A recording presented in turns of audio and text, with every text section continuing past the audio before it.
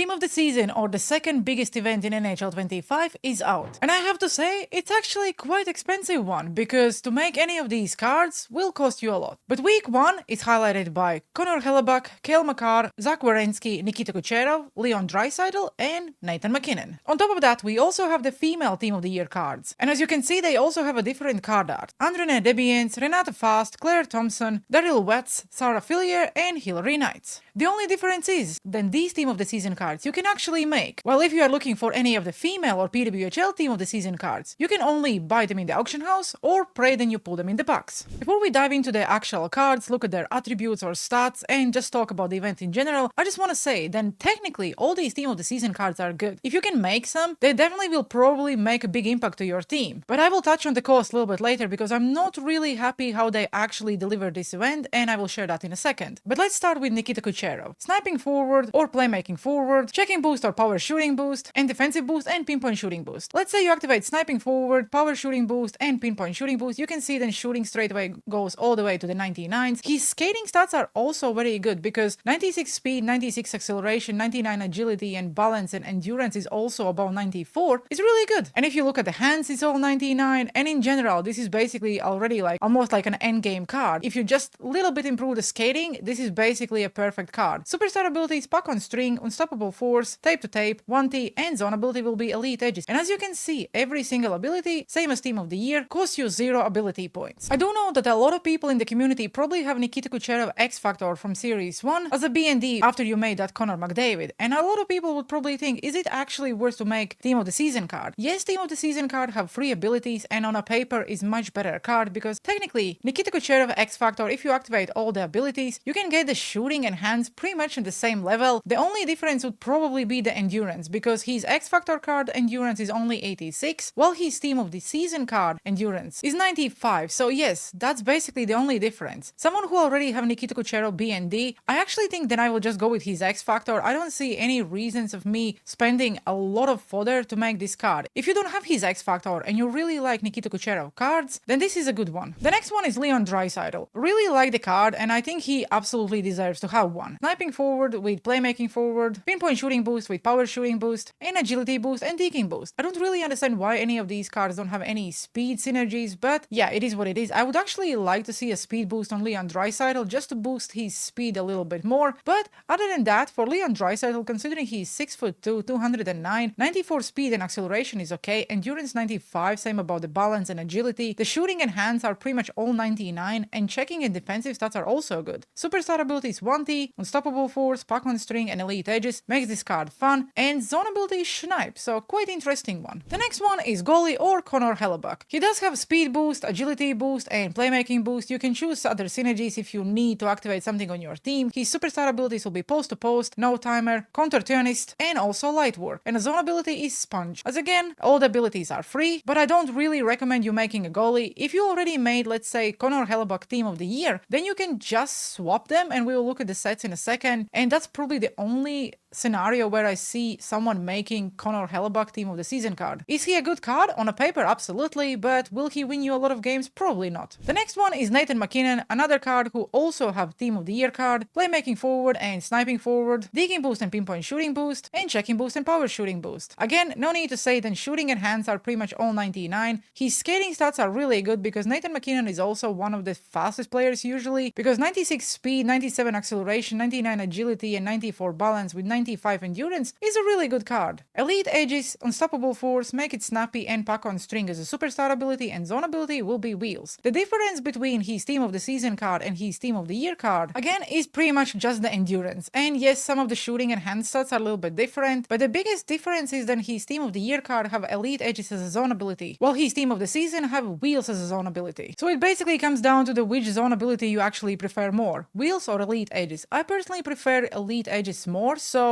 I actually like his Team of the Year card a little bit more than his Team of the Season, but I will still try out both. The next one is Cale Makar. Offensive defenseman, pinpoint shooting boost, and power shooting boost. You can also choose checking boost, defensive boost, or two-way defenseman. Superstar abilities Heat Seeker, wheels, tape to tape, and shutdown, and his zone ability is elite edges. Same as Nathan MacKinnon, the difference between Team of the Season and Team of the Year card is the zone ability because his Team of the Season have elite edges, while his Team of the Year have wheels. And of course, also you can see obviously a difference in the stats because his skating stats are much better on his Team of the Season card. I don't understand why they are making Team of the Season cards look better than Team of the Year considering the cost, but yeah, it's EA and it is what it is. I just don't understand it. It's like slapping a face again to the community who made Team of the Year cards. Yes, the overall is the same, and let's say shooting and hand stats are the same, but why are skating stats better on Team of the Season cards than on their Team of the Year cards, where they're not supposed to be the best cards in the game? And then the next and the last one is Zach Werenski. Really love to see that he's finally being recognized and is getting a card. Synergies will be offensive defenseman and two-way defenseman, pinpoint shooting boost and agility boost, and also defensive boost and playmaking boost. His shooting is all 96, his hands are all about 94 as well, and even his skating is okay. 95 speed. If you activate the agility boost, you can get the endurance up all the way to the 97, same about the balance, and agility is also 99. Superstar ability is elite edges, tape to tape, shutdown, and quick pick, and the zone ability is heat seeker. This card will be a really fun one. And in all fairness, if there is one card from week 1 I recommend someone makes, it's probably this Zach Werenski, because every other card we just looked at already have a card, and you probably already used them this year, where Zach Werenski didn't really had a lot of good cards. Yes, he did have the MSP in a Frozen Force event, he also have the Four Nations card, but considering if you, let's say you make Zach Werenski and every single time he receives an upgrade, if he receives an upgrade of course, his card will go up, this will be probably one of the best left-handed defensemen we have in the game for the remaining of the game cycle. When we look at the female Team of the Year cards, they will work exact as the men's Team of the Year cards. The only difference is the card art of course, and that you cannot make them. But let's say anytime Andrene Debians get an upgrade, her Team of the Season card will also go up. Obviously she's only 5'9"